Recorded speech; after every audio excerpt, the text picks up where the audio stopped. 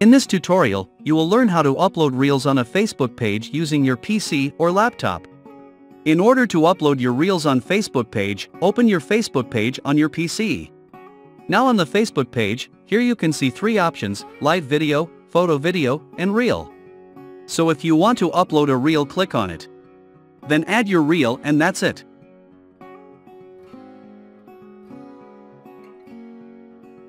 The second method to upload Reels is the Meta Business Suite. To do so, go to your Facebook page and then click here on the Meta Business Suite. On the Meta Business homepage, here you will see this option, Create Reel. Click on it. Now click on the Add Video option, select your Reel from your PC or laptop, add Reel description. And then click on the Next button and your Reel will be uploaded on your Facebook page. That's it. This is how you can upload Reels on your Facebook page. If you found this video helpful, please like the video and subscribe us for more. Thanks for watching.